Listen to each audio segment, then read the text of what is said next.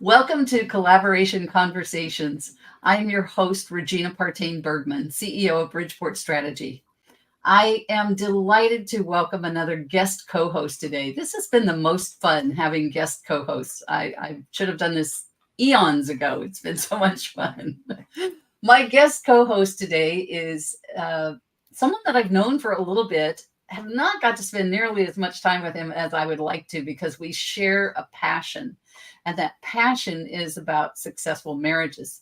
Mike is a relationship coach, and he works with couples talking about the elephant in the room. Welcome, Mike. Great to have you here. Thanks, Regina. It's great to be here. I'm so delighted you agreed to come on the show and be our guest co-host and brought this amazing panel of women today. I'm so excited to learn more about them as well.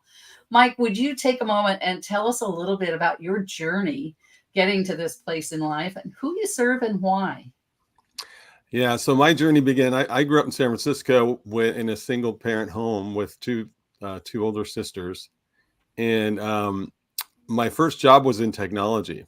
And I got into technology and I had that job for 30 years.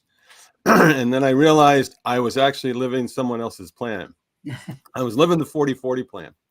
You work for 40 years, you get the golden watch, and when you're working 40 hours a week. And so what I realized was the work that I was doing wasn't really making a difference in anybody's life. At the end of the day, no one cared that I installed their phone. No one went home and said, this guy installed my phone today, changed my life. So I went on this journey, and it took 10 years to figure out what I wanted to do and how I could help people. And I really realized I learned a lot of skills over the last 10 years in how I could help couples really talk about difficult topics, because I went through it in my own marriage. And I just learned strategies that really helped, that I saw worked over and over again. And so that's why I became an elephant in the room coach, is I realized there's couples, especially during COVID, that could not leave the house. And it increased all of that pressure that was going on in the relationship. It just amplified it. So I wanted to give Absolutely. tools to be able to help dissolve that tension and be able to talk about it and really create a model for their kids that they can grow up and be able to talk about whatever topic they want in their relationship. So it's just been a really fun journey. Uh, I can so relate to that. My first book is called Bulletproof Your Marriage, and it's that same concept. It's that that communication and understanding how to communicate with one another and how to keep that love alive through all those years, right? It's Yeah. exactly what you're doing. And then the second aspect that I absolutely love about that as well is something I focus on also is creating that positive generational impact. Yeah. Our children learn what they see us do. Yeah. And if we have a dysfunctional marriage, they're going to go out and create a dysfunctional marriage, right? Yeah. But if we can show them what a happy, healthy marriage can look like, wow. Talk about that ripple effect that you're creating, Mike. Yeah. It's It's amazing. amazing to watch. It is amazing, isn't it? It creates so much joy and happiness and reward, not only, for them, but for us on this side of it. So yeah, that even though I'm a business coach, my motto is save a business, save a marriage. Oh yeah. They interact a lot. They do. And if your business is struggling, your marriage is most likely struggling Yeah. as well. Yeah. So yes, that's how I get to work with couples is coming in through the business door. Save a business, save a marriage. So I love the work that you're doing, Mike. I support you wholeheartedly in that. Thank you again for for the difference that you're making in the world. So important. Oh yeah. It's So so much important. fun. Yeah. So, Mike, you have brought together a beautiful panel of women today that are going to join us in this conversation. Would you please introduce each of them, have them share a bit about their journey, who they serve, and why? Sure. Let's start with Annette. Hi, Annette. How are you doing today? I'm doing fantastic, and it is so great to see you again, Mike. It's been a while. It has been, but it's nice to see you, and I've been watching your activity in your business. Yeah. So tell us a little bit about your journey and who you serve. Yeah, thank you very much. I'm honored to be able to do that. My journey started when I was 2 years old. How's that for a starter? I was diagnosed what was then called juvenile diabetes, now known as type 1 insulin dependent, and was told all of my growing up years, literally until I was about into my early 30s, you're going to die young and you will never see full on adulthood. And this wasn't the doctors just being mean or trying to motivate me. They literally, at that time, had no clue what to tell me or my mom to do to Yeah. take care of me. One doctor referred to it as the dark ages of diabetic management. And I'm like, yes, I survived the dark ages. However, at the age of 21, because I had no instruments, no education on how to handle it, one of the very serious, if you will, side effects of living with diabetes is I started to lose my sight. And I began, and the doctors were then saying, not only are you not going to see full adulthood, you're going to go blind in the process. So you might think that I would be a pretty negative minded and why bother kind of person, but I am very grateful to my mother and my faith for not letting that diagnosis defeat me. And I actually went on and had a almost 30-year career as a children's pastor. While being visually impaired, I could still function, and I figured out ways to adapt and to adjust. And at the age of 30, I met a doctor who finally said to me, you know what? It doesn't have to be this hard. Let me educate you, inform you, and help you figure out how to not be completely consumed by your diabetes, which I believe that's what a lot of people are today, either type 1 or type 2. They feel overwhelmed by how diabetes affects every single aspect of your life, and they just don't know where to start. The doctor may say, take this medicine or, this insulin or eat right, but it is so hard unless you have someone who can come alongside you and just really help to hold you accountable and to bring you into that place where I like to call it, I partner with my diabetes. I don't see it as the enemy. And that to me is mostly what I'm trying to do. So as I moved on and I relocated to Oregon, I was at that time in life where I said, I think I'm ready to start something new. And that new became a public speaker, a professional speaker. So I took a course on that. I love to be in front of audiences, sharing my story, sharing strategies. And then, as we all know the phrase, and then COVID. And during that time, as a professional speaker, I'm sitting there twiddling my thumbs going, oh my gosh, what now? So I decided to become a coach. I added that to my list of things. And in the meantime, I wrote a book about my diabetes entitled Living Beyond the Diagnosis, My Journey with Type 1. And so obviously I address specifically those living with diabetes. I'm a diabetic lifestyle coach and a speaker, author, and I'm also a Christian speaker. So my audiences are those who live with chronic health conditions, those who are struggling with diabetes, and also the families or caregivers of those people, because it affects them as well. Yeah. I watched what my mom went through, and I feel that I have an incredible amount of information, but not just information. I also have the heart knowledge of what that experience is like. And I start in any of my speaking or my coaching with the emotions. I say, before you can do this list of, okay, step 1, step 2, step 3, step 4, let's talk about your mind and your heart and how you are viewing what's happening to you right now. Because if you don't deal with that first, in a way, all of the steps and strategies are going to be kind of pointless. So that's my story, and that's who I serve. Amazing. Thanks, Annette. Amazing. Dina, you're next up on the window here. Hello. Hey, how are you? It's an honor to be here. And yes, Mike, it's been a while that we haven't talked, but it was so nice to be asked to be a panelist and for thinking of me. I truly appreciate you. My pleasure. Yeah. So my journey started many years ago as well. I knew that I was a caregiver since the age of 5. And I took care of anybody and everybody, whether it was the kids on the block or friends, family. And I decided to become a nurse. And, you know, I went through two major life altering situations, which is what brought me to where I am today. Back in 2010, I lost 110 pounds, got to be the healthiest I could ever be.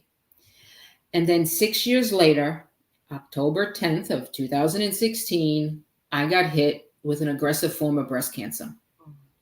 And, you know, I was, you know, being a nurse for so long, it was just like, okay, I know what's going to happen.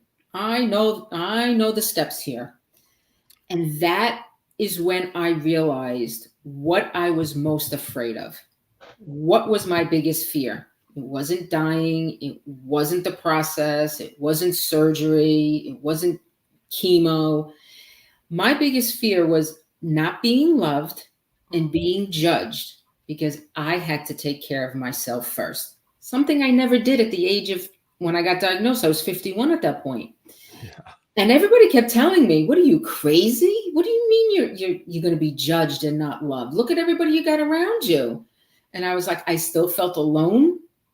And I needed to do this on my own and not really ask for support or help, which I learned a very big lesson.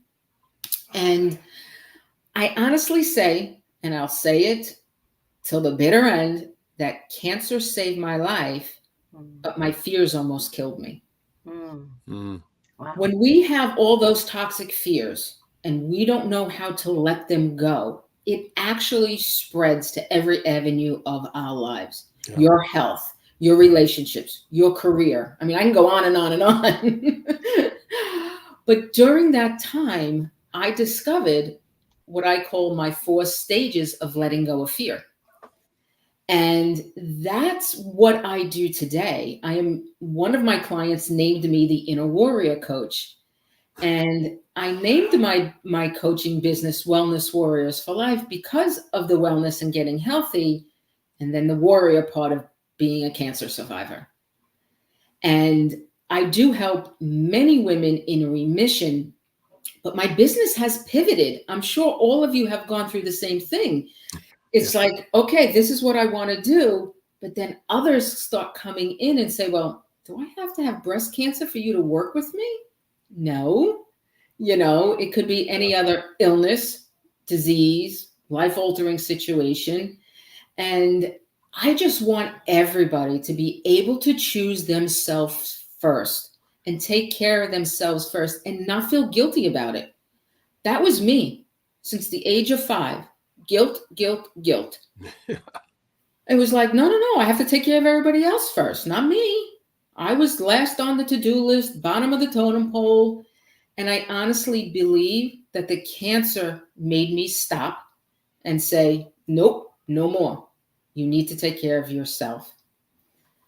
And that's pretty much where I am today. I mean, yes, I'm a co-author in 4 different books because of my journey, the weight loss and the cancer journey. And I started a podcast with a dear friend called Heal Inside and Out, which we just connected one day. We're going to talk about collaboration, right? And we'll get into that, but it's just amazing on how you meet so many people that come full circle and how small the world really is. Yeah. Yeah, that's great. Thank you for sharing your journey with us, Dina. Thank you. Yeah. Awesome. Chu, please share your journey and who you serve. Thank you. It's such an honor to be part of this panel. Thank you, Mike, for inviting me. So my journey started from Cambodia. I was born in Cambodia, and my parents, we have a perfect marriage. My parents will always fall in love with each other.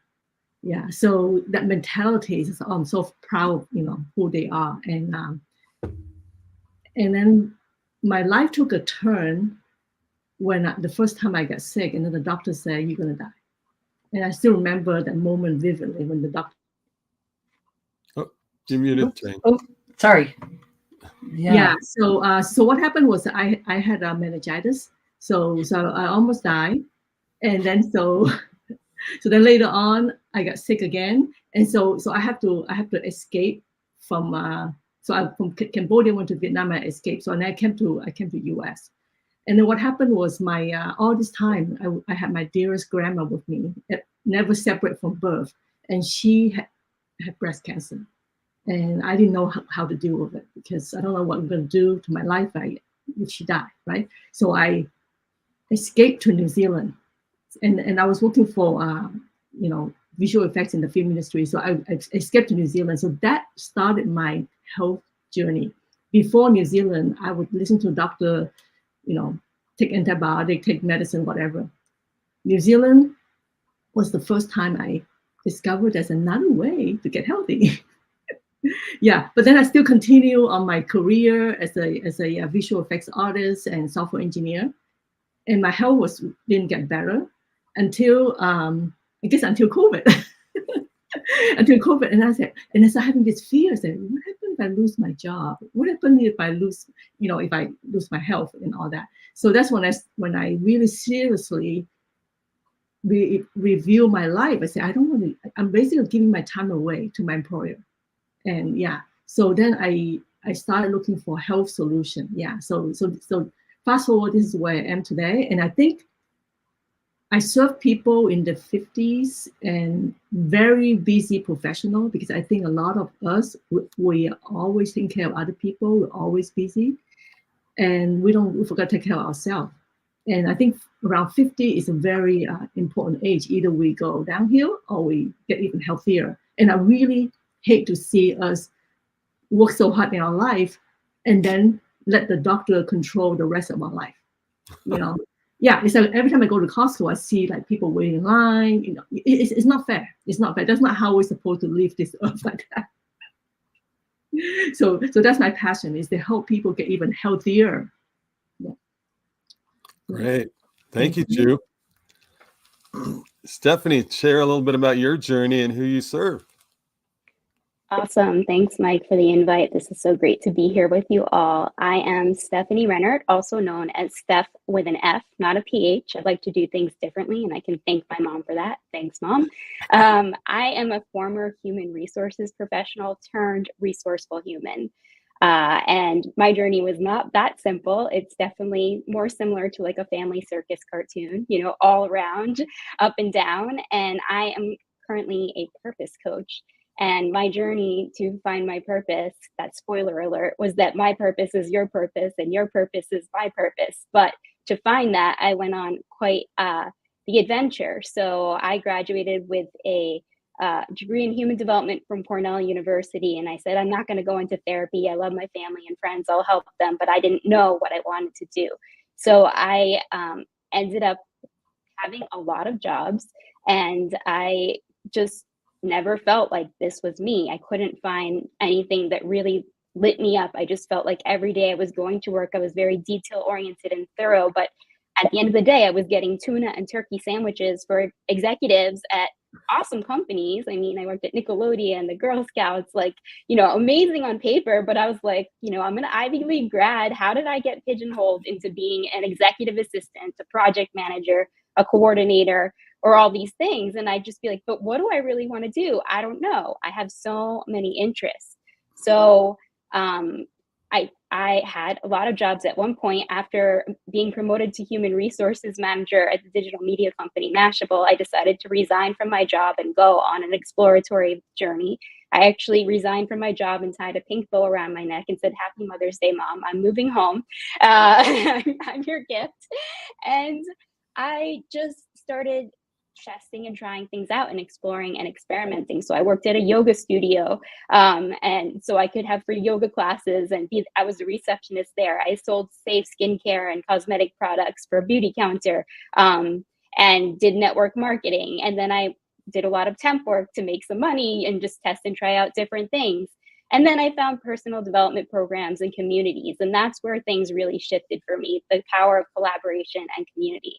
And in particular, there was one community that really just had me really better understand who I am, what I have to offer, and like, what is my purpose and mission in the world? And that community was called Perry 10K at the time. It was Periscope. So I was an early adopter of the Periscope app, which was Twitter's live stream. Imagine Facebook live stream. And we just went on and everybody shared their TED Talk, mini TED Talk about an uplifting topic. But most people speaking were coaches, photographers, business owners. And then there was me, this random person who actually wore a wig of pink hair and just wanted to entertain people. And I couldn't shut up. I was making poems and parody songs, and I was just like free to express myself in a way that never, ever I could imagine, because I was so shy and sensitive and quiet in this pigeonholed cubicle job. And so that power of collaboration and community, people seeing me and being able to talk things out, just launched me into just, creating. I want that for other people. I started doing open mic nights. I started writing poems. I did a poem every day for a year, posting it online. I didn't miss a day. And then I did a one-woman show for my birthday just because it's something I always wanted to do. I saw a woman, Rena Strober, make a show called Spaghetti and Matzo Balls. And as a Jewish girl who thinks she was Italian in past life, I was like, I want to do that just because, not because I want to be an actress. To be honest, I was put in the last row at the school musicals because I couldn't get the left and the right. I was always going left when everybody was going right. Like I wasn't confident in myself. I got the lyrics wrong. So I actually channeled that into writing my own positive, purpose-based parody songs because I could never remember the real lyrics. So I would change the lyrics and perform them at open mic nights. Like Lady Gaga, I live for the ahas, ahas, ahas. The way that things become clear for me. The ahas, ahas, ahas. I'll do that thing that I love. I'll let my light shine. Okay, so that's a little bit, but I love to help people reconnect to who they really are and go on this journey to figure out who am I, what do I value, what do I want, and then find ways to integrate that into your life, because this was a 10-year journey for me. And if you don't take those small steps to test and try things out and explore and experiment, you're never going to know what lights you up and what you can offer to the world. So when I created Create Your Calling coaching, it doesn't mean your vocation and your job, but it does actually mean what has been calling you. For me, it was the parody songs and the poetry that was whispering to me. And I allowed myself to pursue it and test and try it out and be messy. So that's what I love to do, help people extract, the things they used to enjoy when they were younger and either integrate it into a job or just into a hobby to have them be more lit up and excited about life and see what their purpose is and have fun on the journey, because it can totally be fun. And so I serve creatives. You probably guessed that. And creatives at heart, or creatives in hiding, even if you're in the musical or the chorus as a kid, but nobody gave you a solo, come play with me. We'll get you out there and do some therapeutic karaoke. So happy to share more. Thanks for listening.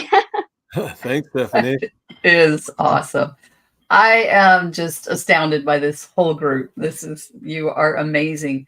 One of the things I heard in each of your stories was those turning points, right? That you each had something going on in your life and you decided that it was time for a change. You decided that shift needed to take place, whether that was medical or, in Steph's case, letting herself out and helping others do that same thing. So how did collaboration play a part in you making those shifts in your life? I heard Annette talk about collaborating with her physician, I think, but I think you each had collaborations that helped you make those shifts. Annette, you unmuted. I can't say the word. Unmuted first. You get to go first. Oh, goody. I was wondering how that was going to play out. You never know. You never know. Yeah, that is exactly what happened. I just, every time I had a doctor's appointment with this doctor, I walked away feeling like I just stepped out of a college physiology class. And I was like, all right, take all of that and now put it into action. And he one time told me, he goes, you have been one of my, not only a great patient, but the reason you're a great patient is because you're a great student. You listened and you took what I said and you're applying it to your life. And my diabetes went from, again, I was looking at kidney failure. I'd already had my eye problem. And, there's just that kind of, domino effect is once this happens, the rest can follow if you don't put a stop to it. And that was what I was able to do.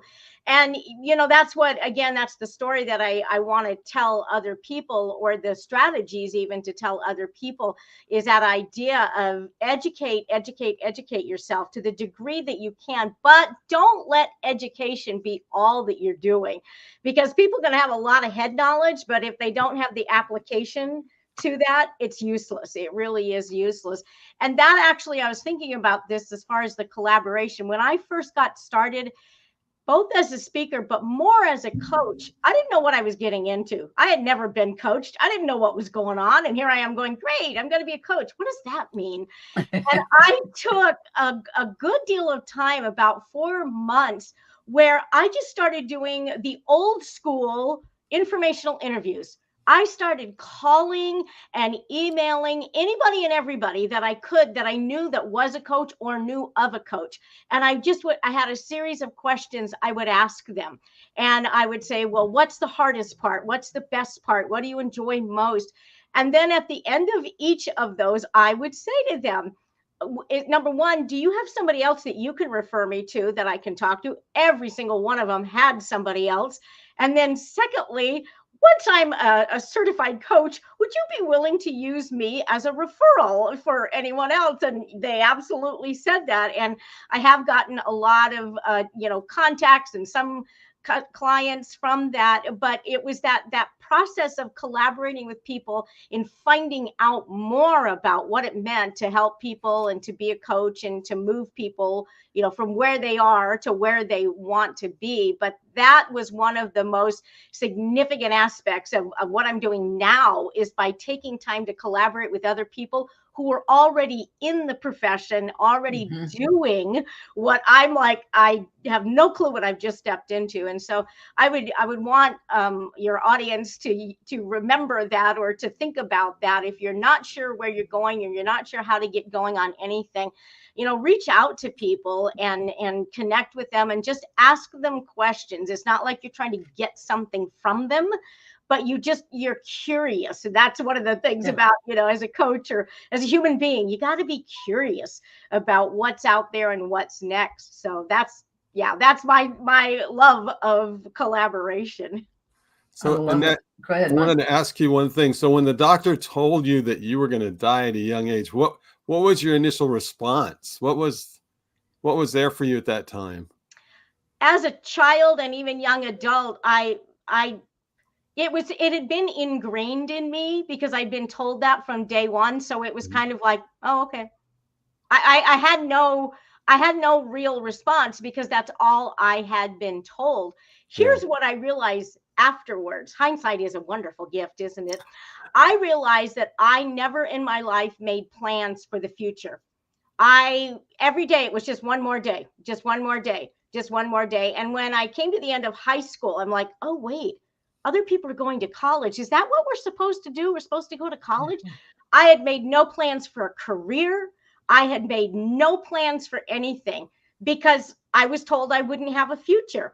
And so that future planning thing that people apparently do, I had never done.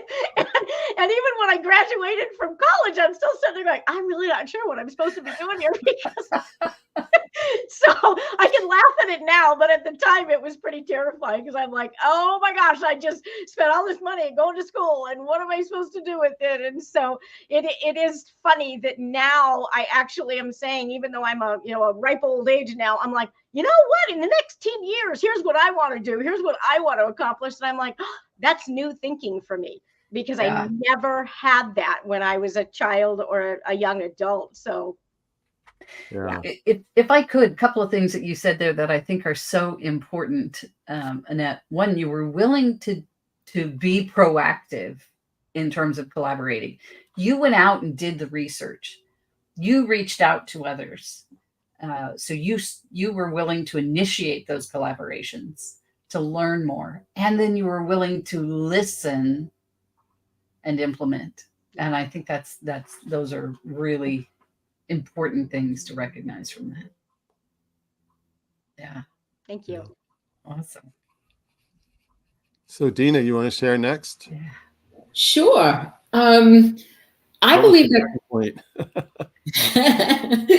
collaboration is is really building those trusting relationships. I mean, you can talk, like Annette said, you can call, you can email, you can talk to a lot of people. It's collaborating with those who you know, like, and trust. You have that, what I call that song and dance together. You know, you just kind of hit it off. And, you know, when we start to collaborate, there are some people that we're not going to collaborate with. You know, they don't align sometimes with our own intentions, our own thought process and things like that. And that's okay. I've come to find out that that's okay, because then you do find your tribe, you know, and I love the fact, Annette, that you said reaching out to those who have already gone through it. Absolutely. I did the same thing with coaching, but now I'm on the pursuit of speaking. And, you know, yes, I have my own podcast. Yes, I've been interviewed. I've been on other people's podcasts and, you know, done presentations, in-person summits, whatnot. But now there's a different avenue that it's something and like what Steph said, that's who I am. I love being up in front of people. You would have said at the age of 7 or 8 when I was in elementary school, nope, I'm not getting up in front of anyone. But being a nurse for 30 years, you have to talk to people. You have to coach people. You have to educate and get them through their illnesses and whatnot. And it's just that turning point of finding those people and collaborating with them. And here, like Mike, out of the blue, we've known each other definitely over a year or so. Yeah. And to get that email or that message, it was like, oh my God, it's so heartwarming that he thought of me, you know? So that, you know, that like trust and all of that all goes together. You know, it truly does. Awesome. And if I may say, when you know, one of the things that frequently happens when I'm talking to our co-hosts and tell them that they get to invite up to 5 people to join us, the response is almost always, oh, I know at least 3 or 4 people right off the bat. They think of you.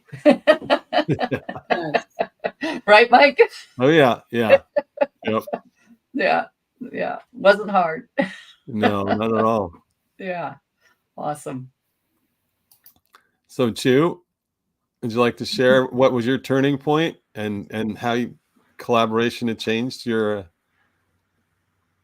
connections with people? Yes, definitely. I guess health-wise, that turning point was my collaboration was my grandma, right? Because she believed that I would not die. Yeah, and at that age, I had no idea about dying, so my mind was just blank. And then, but my grandma was no, you're not going to die. And then when I moved to New Zealand, I started building up more collaborations, such as my homeopath, my osteopath, and all that. And then when I decided to make a career change, I start building more what I call chosen family. People who believe in me, even though I have no experience before, you know, in business, because I just writing code, you know, software engineer. Yeah, and people like you guys, you know, yeah, it's just I think also the people who don't believe that I'm going to be successful, I see them as part of collaboration too, because I'm kind of like a black sheep of the family. So when people told me, no, it cannot be done, I said, yes, I'm going to prove you wrong. So I thank them too. I'm grateful to them also. Yeah. Thank you. I love that term, chosen family. For those who believe in you. I love that. That's an awesome term. Yeah. Stephanie, share a little bit about your journey in collaboration and your turning point. Yeah, for sure. Well, like I said, that Periscope Carry 10K community just was a safe space for me to not show up on Facebook or LinkedIn and wear a pink wig. So just the power of people seeing you and cheering you on. And I realized, oh, I'm a performer at heart. Who knew? just being seen and heard by other people. And like what Annette was saying, do those informational interviews, but in life, it doesn't have to be called that in theory. Like, just talk to people, right? Get out of your head and into action, because when I was trying to figure things out and force outcomes in my early part of my journey, I like kept seeing myself as like Rapunzel in my tower, hitting my head against the wall. Like, how do I do this? But what was missing was collaboration. So that's why showing up on, the internet, having other people cheer me on and say, you have something here, go with it, was really powerful. And that's really the power of conversations. And Mike, you and I met in an entrepreneur coaching community as well. So, just bouncing ideas off of each other makes so much difference. And honestly, one of the things that I'm so passionate about is connecting people. I've always dreamed of having a connections concierge business. And I just love listening to how people have such different talents, strengths, passions, and quirks, and a lot of people are not actually using them because they don't know how to integrate them into their life. So one of my dreams is to be able to be a matchmaker to connect people that have, you have what I need, and I don't know how to do that. That's hard for me. And I would love to make a way for people to actually find the right people who have that skill that they have, so that more people can be fulfilled in their day-to-day life and in their work. I just think that just be in conversation and talk to people and make introductions, because like I think Annette was saying too, be curious. Life is fun if you never know what's going to come up. And I call that conversational clarity. Just by talking to people, you'll figure it out. Even me as a coach, I started out being a reinvention coach. Then I'm like, I'm an authenticity coach. No, now I'm a self-expression coach. No, now I'm a creativity coach. No, now I'm a creativity and purpose coach. No, wait, now I'm just a purpose coach, because it covers it all. But I got that through conversational clarity, by playing in the digital sandbox and in real life sandbox with people to figure out who I am. And I didn't enjoy that conversation as much as that one. And then the clarity will come. So people are amazing, basically. In summary, talk to them. Yes, absolutely. I love that. Conversational clarity. Yeah. I like that. Yes. Yeah. I mean, for me, it actually turned out where, I took a course in 2015 called the Master Key Experience. And it really was a personal, it was me looking at myself through the eyes of my creator, and realizing that I had gifts and talents that the world was waiting for. And yet I was just hiding out because I felt like I wasn't a real business owner. I was working out of my house. I didn't have a brick and mortar business. I didn't have advertising. I didn't have all these things to be a successful business owner. And when I started just really letting go of all that stuff and just being with people and connecting with, I met Dina at the Grand Connection. I met Annette at a coaches group. I met Stephanie at like another group. I met Chu off of LinkedIn, internet networking. And it's just, the reason I invited these ladies here is because each one of them that I met with impacted my life, and their story, it needs to be heard, because there's people right now in our world that are hurting, that need their services. Yes. Exactly. Yeah. Wow. So yeah, what an amazing group. Mike, I can't thank you enough for inviting all of these women. And I loved learning more about your stories and the way that you are impacting the world. You are all changing the world and making that difference. And then we all, when we do that, we all get to be part of the ripple effect, right? And isn't that the most amazing feeling in the world, is to be part of that ripple effect when you help someone make a difference in their life and they go out and share it with others and make a difference in other people's lives. Yeah. That is a driving force for me, is to be part of that ripple effect. You all had such wonderful things to share with us today. We are close to being at our time for cutoff, and so we don't have time really for another round of questions. So I think we're going to go ahead and move into our wrap-up round, but we have plenty of time for that, okay, to really express your thoughts. So Mike, would you run our wrap-up round for us, please? Have each person share their final thoughts on collaboration and their contact information. And while Okay. you do that, I'll put their contact information out in the comments. Okay. So Annette, please share your closing thoughts. Yeah, thank you again. This has just been such a great opportunity to not only be here to share my story, but to hear everyone else's story. I love being able to hear what others have gone through. And interestingly, as I was listening to everybody, I heard a combination of probably two things, being stuck or being fearful. That in our lives, we've been in like one of those two or both places. And I know, I've talked to enough people who, when you hear what they're really saying, they're saying, I'm scared because I don't know what's going to happen, or I'm stuck and therefore I'm scared and I don't know what's going to happen. So it really does come back to, I believe, that idea of the risk that you might take in collaborating or in connecting with a coach or with someone who can help you. You really, as the person who you recognize what may be happening in their life and how they could benefit by what you have the obligation, but the responsibility to help them see what the benefit is going to be. And that is a really hard line to cross sometimes, especially people who have just been in a place for a really long time, and they have said that fear and status quo is a really okay place to be. And we all know it's not. we want them to move forward. And so as we all look to how can we most benefit the community that we're trying to serve, it is helping folks to understand that the fear is real. Absolutely, the fear is real, not denying that at all. But then coming alongside and saying, but I want you to be able to see a life where fear is not what is controlling you or maintaining where you are. And so to be able to say, let's find that new future for you. Let's find that new place where you can be. And so it's helping people to understand that the risk is worth it. But that's a tough one. That is a really tough one. I know I've had to be there myself, but closing thoughts. So how do people contact you? Mostly by my email, AnnetteAMulliganspeaks.com. I'm also on LinkedIn, on Facebook, and all kinds of other places. But the LinkedIn and my email and Facebook are the best place to get a hold of me. Great. Thanks, Annette. Thank Dina, you. share how we can, your closing thoughts and where we can find more information about you. I couldn't agree more with Annette right now. That lovely fear. Oh my goodness. Oh yeah.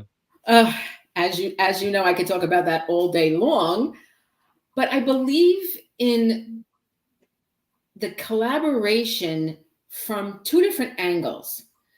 And what I mean by that is the collaboration with other coaches, other speakers, people, other gurus that are doing this all.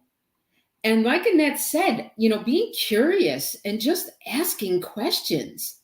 It's like, you're right. It's not about, wanting them to tell you every single thing. This is how you do it. It's just being, like you said, curious on, what might be my next step, or you never thought of it that way. And, also, you're looking at those types of people that are already doing it, but it's also giving yourself the grace and the permission to, like we said, be afraid of it, but don't let it hold you back. Yeah. Go for it. It always seems to work out one way or another. Yeah. Yeah. And then where do people find more information about you, Dina? Oh, people can find me, email Dina@wellnesswarriorsforlife.com. I am on LinkedIn using, of course, my name, and my website, wellnesswarriorsforlife.com. And I am on Facebook, Instagram, YouTube, TikTok, just trying all the different things out there, right? Yeah. Yeah. Great. Thanks, Dina. Thank you, Mike. It's been an honor. Chu, share a little bit of your closing thoughts on collaboration and where people can find more information about you. So I think collaboration got to have a relationship, right? So relationship building is very important. And I think the way I see it is like bread and butter. you don't just like, when you need help, then you reach out to someone. It takes, days and years, to build a relationship. And also, like what Annette and Dina said, be curious. Yeah, be curious, because when I look at collaboration, I'm not necessarily looking for someone in the same industry. Like today, we're all different, right? Yeah. So be curious, and then just do it. Just do it, because I may make mistake, but I have to do it. Yeah. It's just the action. Yeah. So easy to find me. My email address is Chu, my first name, at allhealth.info. Yeah. Awesome. Thank you. Thank you. Stephanie, closing thoughts on collaboration. Yeah, collaboration, the magic word. So, being the resourceful human and liking to do things differently, what's coming up for me is, coaches and entrepreneurs are human too. There's all things that we want to just go for it. Like Chu said, I love that. Dina said, go for it, right? Dina said, go for it. And Chu said, just get a similar statement. But like, sometimes there's things that we can't just go for. And even us as entrepreneurs and coaches get stuck too. So I'm here to remind you right now, just collaborate with your coach friends or your family, your friends, and just get together to do those things where you're stuck or fearful or holding back. I mean, April's coming up. We got tax season. So I know a lot of people put that off. So, form a little Zoom co-working party. Go clean up the clutter on your computer table with a friend. Like, that's collaboration too. And by clearing the clutter away from your day-to-day life, you'll have more space to create what's actually calling you in your life, and then call the other coaches to collaborate and get on more interviews or things with them too. So use collaboration all the time for the boring and bland and mundane things too, because it really is a superpower. And it's so great to be here with you all. Thank you so much. And then where do people find more information about you? Yeah, so I'm on social media at Stephanie Renner. It's in the title of my name here. And remember, it's Steph with an F, not a PH. I'm on Instagram, TikTok, LinkedIn with my full name as well. And you can email me at Stephanie with an F, STEFANIE at createyourcalling.com. And I also have a website with a complimentary call with me. That's call.createyourcalling.com. It's in the chat. And this is something I just really want to share. I have a lemonade stand confessional. Okay. I want people to just show up and confess all the stuff that they've been wanting to do, they're fearful about and been holding back, because like Lucy from the Peanuts, the doctor is in, she had like a lemonade stand.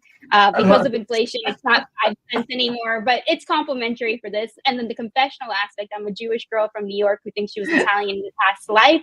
So I've always wanted to go to confession. I might add that to my experiences for the year, but confess in a playful way to me what you're dealing with, and let's see if we can, like a pin the tail on the donkey, points you in a different direction, remove the blindfold and get you out of your head into action, and collaborating with some people that are waiting for you to call them. So call.createyourcalling.com to set up a lemonade stand confessional complimentary call.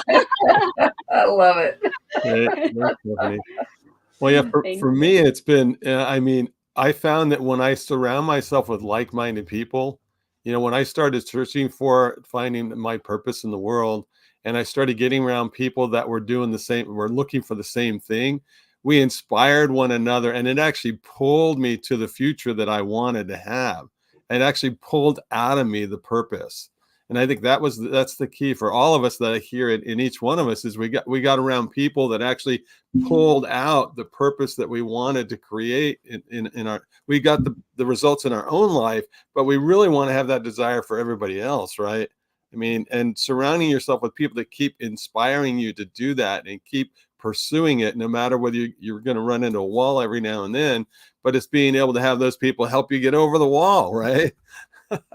So, and then you can find more about me. I'm on LinkedIn, Mike Stewart Coaching on LinkedIn. I'm on Facebook. And then you can also get me at MikeStewartCoaching@gmail.com would be the ways to find me. And thank you, Regina, for really enabling us to be a part of this show and this event. My pleasure. It was my pleasure. I love doing these shows and all that. I love it, Steph. And awesome. This has been great. I mean, you all have shared so much wisdom today. So I tried to capture a few of your thoughts in the comments as well, in your parting thoughts, as well as your contact and information is all out there. Folks, feel free to reach out to any of these wonderful people. You may have heard a message today that speaks to your heart and to your needs. Reach out to that person, collaborate with them, see how they can help you move forward in your journey. And I thank you all for being here on the show, and all of those who are watching. Thank you so much. Share this with your friends if you found it valuable and you know somebody else that might benefit from it. And join us again next time on Collaboration Conversations. Bye for now.